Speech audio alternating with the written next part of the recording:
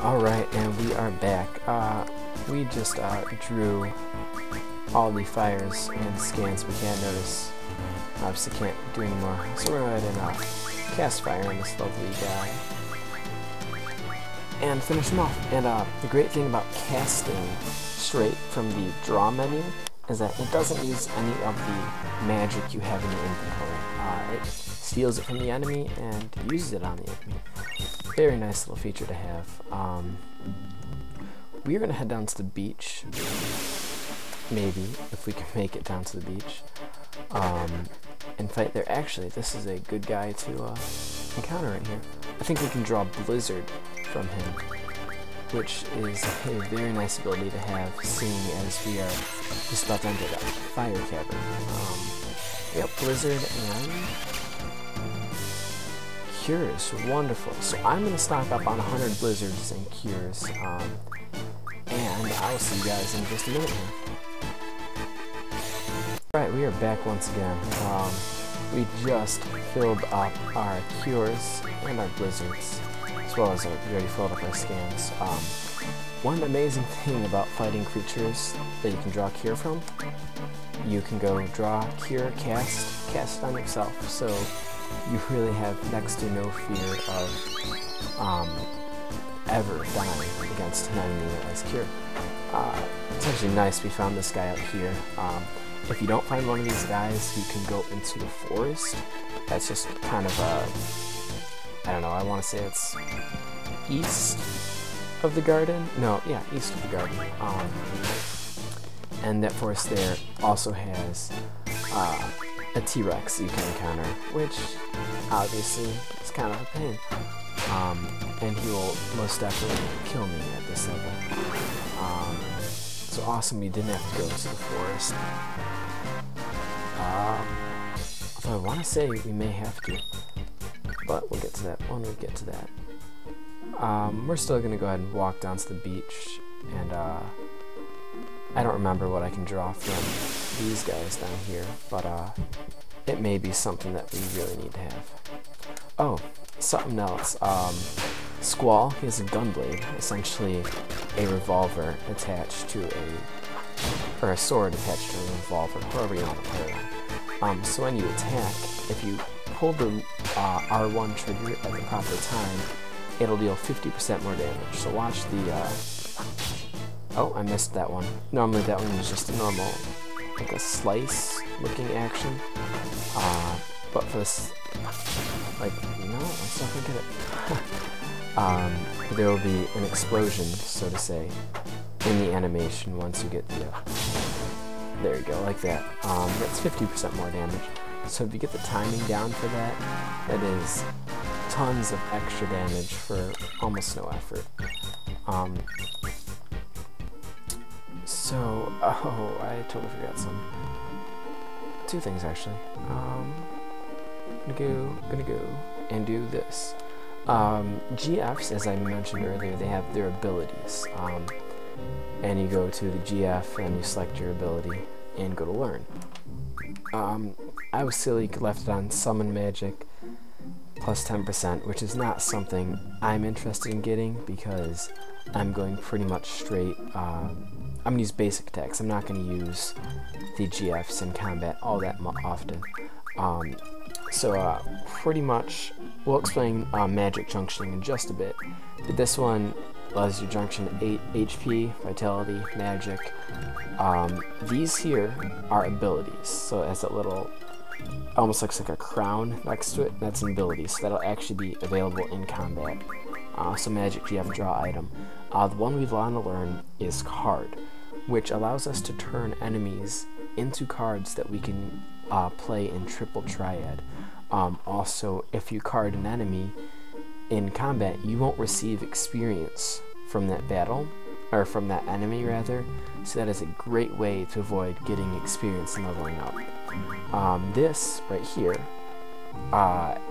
is a passive ability that I can equip to whichever character Quetzalcoatl happens to be on at the time, which increases my magic damage by 20%. Another nice thing to have. Right now, we're focused on card.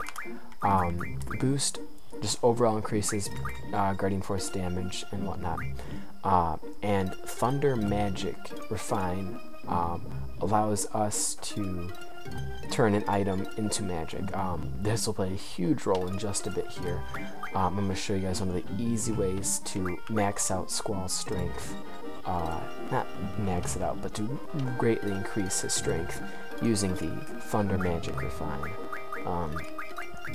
Yeah, so that's abilities. So we're going to set Quetzalcoatl to card, and Shiva, we are going to put Shiva on Ice Magic Refine, okay?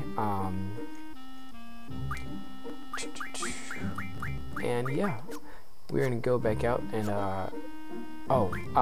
they gain experience through AP, which monsters normally give anywhere from 1 to like 3, maybe more, 3, 5, something like that, AP per kill. And you get that AP regardless if you card the enemy or kill them. So yeah, here we go. These guys on the beach, these I want to say these guys are called like Fastalocians or something really weird, but they give 3 AP per kill, which is a very nice chunk of AP, especially this early in the game. So we're gonna go ahead and draw, see what this is.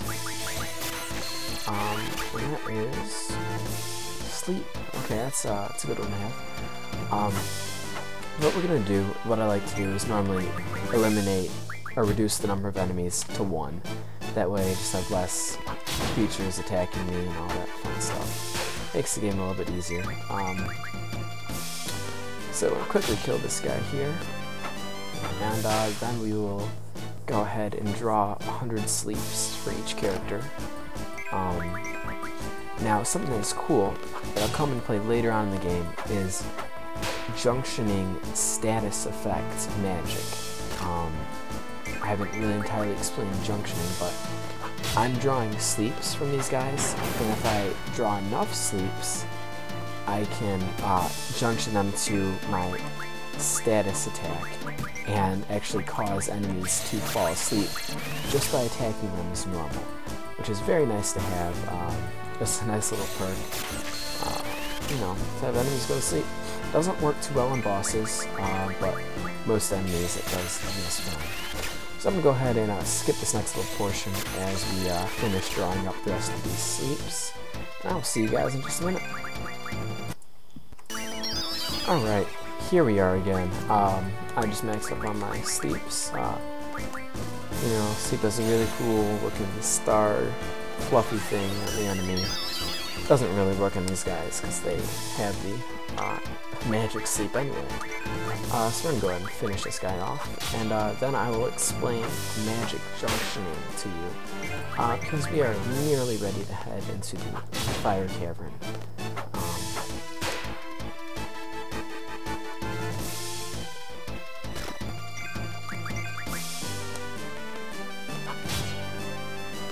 And I'm really off with my timing for Squall's gunblade.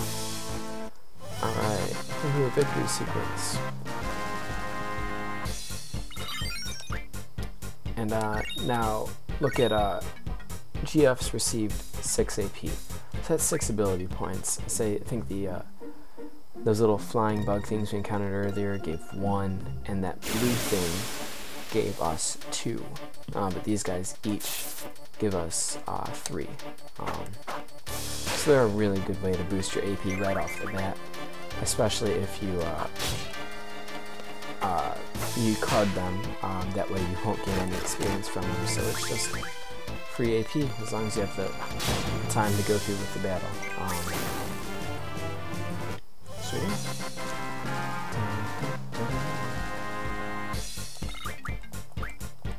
No items. Alright, and my GF's just leveled up, which increases their health and just their damage output when you summon them. As far as I know, it doesn't really affect abilities, but I could be wrong in that statement. You can also flee from battle. I want to say it's R1 and R2 or something like that. I may not be able to flee just yet. actually what we'll do is we would draw fire and cast fires, because that'll deal a nice amount of damage to these guys, less wasting my time killing enemies that don't give me anything.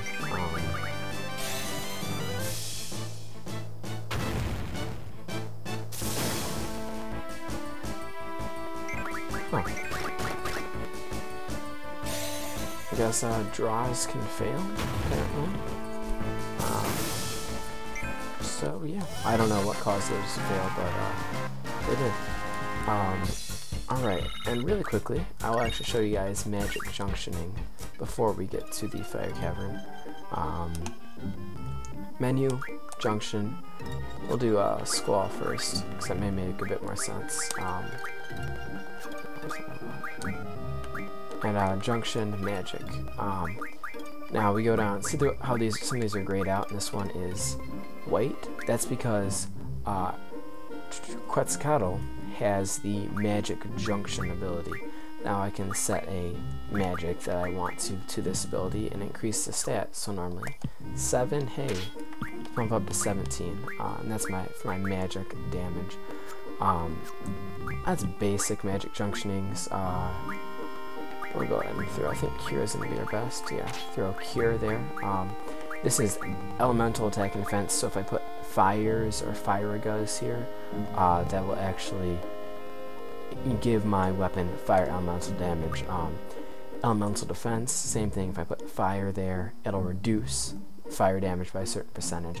And also, if I hit that 100% mark for my elemental defense, and go beyond that, whatever number I go beyond that is how much health I will actually gain from fighting an enemy. This is your status attack and status defense. This, as I was saying before, if you want to put sleep in your status attack, that'll put the enemy asleep. And also for status defense, for blind or for paralyze or sleep or whatever you want to do, you can put that in this, and that'll decrease the chance of that status effect working against you. We're heading to the forest, hopefully just run to a wonderful caterpillar dude and not a T-Rex, because I don't like T-Rexes. Okay, we're good. I think these things are called like capichtapillars or something weird. I really don't know. I just forget what they're called. This is the other enemy you can draw cures from, and thunders as well. So yeah, you guys know the routine. Gonna go ahead and draw 100 thunders, and we'll be right back. Alright, and we are back. Maxed out on my wonderful thunders. I'm gonna go ahead and draw a couple more cures and heal up my characters all the way, because I may as well, since they're free cures, really. So definitely take advantage of an opportunity to heal yourself. And so yeah, we are going to go ahead and finish off this wonderful caterpillar. I'm actually going to look up what its name is in bestiary, because I feel like capichtapillar is just kind of ridiculous. So yeah, we're going to go ahead and attack this lovely guy. Oh yeah, gunblade.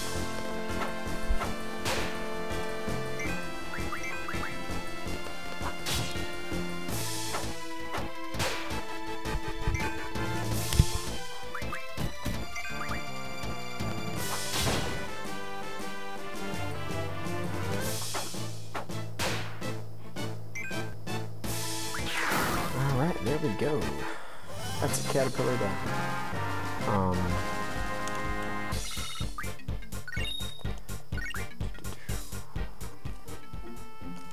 Let's look up what these guys are called, because it's gonna bug me.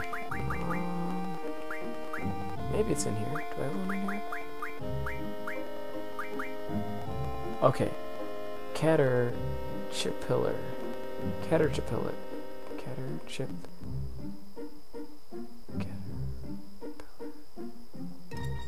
Caterpillar. I don't know why they had that extra little bit in there. And then this is I don't even know. Fastitocolian? I don't even know. Fastitocolian. Sounds good to me. But yeah, this is the fire cavern. Actually, I'm gonna run back out. Anytime you're out in the world map like this, you're free to save wherever you want, whenever you want. Nice little thing, so save often or you will be shooting yourself in the foot later. Especially after all that grinding I just did, I would be mildly upset if I waste all of that. This is, she's gonna explain junctioning magic. You guys are pros, you already know how to do this. So yeah, we're gonna go to the fire cavern. I already know. Cool deal. Let's go. She was about to tell me about my limit breaks, which hopefully I'll have that happen in the fire cavern so I can show you in the flesh. Limit breaks. So these are kind of the seed, or I don't know, fire cavern guardians or something. You see them all throughout the gardens. This is something that determines your seed rank. To get maximum rank in this one, you want to select 10 minutes. And actually, what you will do is, assuming you get through the dungeon 10 minutes, you know, you'll be fine. And you only have to kill the boss. You don't have to return out of the dungeon underneath that time limit.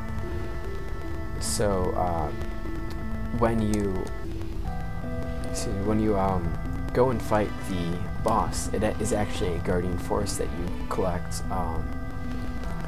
And while you're at the screen where you would normally name the guardian force, you just wait until the timer runs out, and that way you essentially will get the maximum seed ranking possible for this. These guys are nice and easy, so we're just gonna kill them. I think they're gonna be 1 hits for both. Yep. Alright. And we will keep moving on. Oh, something else before I forget. I wanna go ahead and junction Shiva. Set the ability. Change that to. I'll change. No, we'll do item. Yeah. We definitely don't want to take off magic, because then I can't use my blizzard spells. I want to say this is like a thunder or a blizzard or something. Fire. Never mind. And I guess I used a fire somewhere? So, yeah. Another random encounter. The next screen is the screen where the boss is at, so really, you don't need any more time than 10 minutes, even if you're a kind of slow player. Those are bombs, if you're familiar with the Final Fantasy series. Essentially, you attack them, and they get bigger, and they blow up. Which obviously isn't good. They do a butt-ton of damage to you, so you really want to avoid that. So we're going to go ahead and use some blizzards just to get these guys out of the way. Because they are not fun to have around. Go ahead and attack the bat with Quistis since she has the lower attack, and use Blizzard on the bomb with Squall since he has the higher magic. Kind of getting too analytical about this. This is just the beginning of the game. Let's finish this guy off. I guess it's kind of good to get used to not wasting turns or abilities or magics in this. Because sometimes later on in the game they'll become very hard to come by. But GF's leveled up a bit more.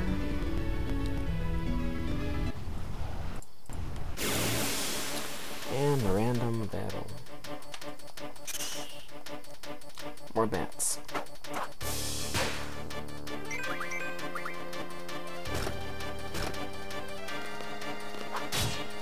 Quickly finish these guys off. Boom.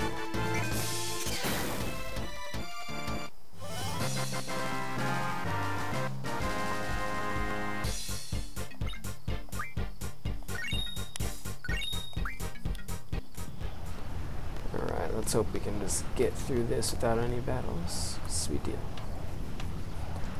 And here we go, we're gonna face Ifrit. This guy kind of creeped me out not really creeped me out, but I was probably 7 or 8 when I first played this game.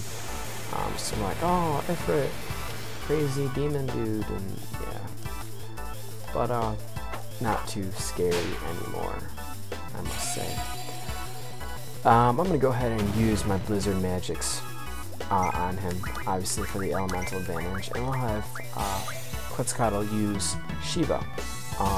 Now you notice, Quistis use Shiva. Look at how Shiva, names are killing me right now. How Quetzalcoatl's name turned to Shiva. That is actually how much health Shiva has right now. So if Shiva's health is reduced to 0, you have to resurrect her using some item that's fairly expensive and kind of not easy to find.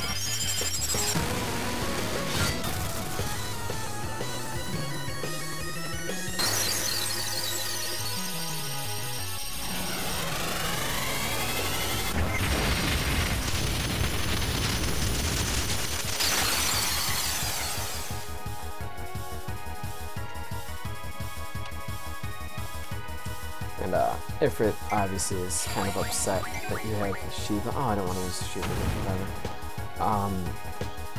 Obviously because, you know, fire and ice / water probably didn't get along back in Guardian Force school, if they have such a thing. But keep wailing on these guys. Shouldn't take too much longer. Doesn't look like I'll be able to use my limit break with Squall. But that's alright. I'll live. Oops. Try to see if there's a way to skip animation. I don't think there is.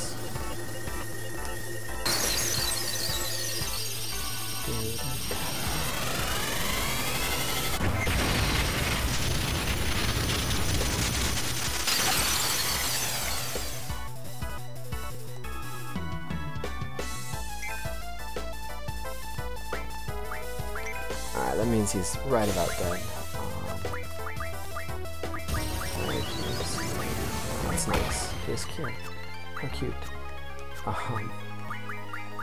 Go and cast a couple more blizzards. And we should have him fairly quickly. I'm angry.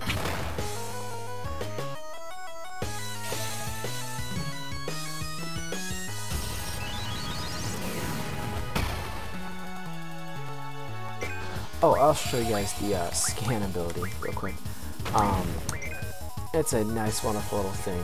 It'll give us a bit more detailed information about the enemy. So, kind of gives you a little bit of a stat breakdown. Alright, he's at 2 HP right now. Weak against water, absorbs fire. Yeah, 2 HP, level 6. Obviously, we're not going to lose this one. I think I'm going to go ahead and have him attack Squall a couple more times, just so I can use my limit break with Squall, because it is pretty cool. When your health is low enough, there's a certain chance that a limit break will be activated. Only for characters that have them available at the time. When it's yellow, you pretty much are guaranteed. But by switching through the menus like this back and forth, there you go. You got the little arrow, you hold right, select it. I just hope he doesn't kill me right now. Okay, we're good. And what you do is you have to hit the right trigger when it hits that middle box there. And there we go. We now own Ifrit. Alright, notice our timer's at 2 minutes right now. So, woohoo, victory. Ifrit's card. AP, learn abilities. Oh yeah, like a boss. And so this is the naming screen, and we are just gonna chill here for another minute and 40 seconds. That way we will actually wind up finishing the this test at 0 minutes, and it's actually the closer to 0 that you complete this test, the better. So we'll just hold off for a bit. I'll skip this next minute so you don't have to be too bored. I don't have a, yeah, alright, we're going to skip through this.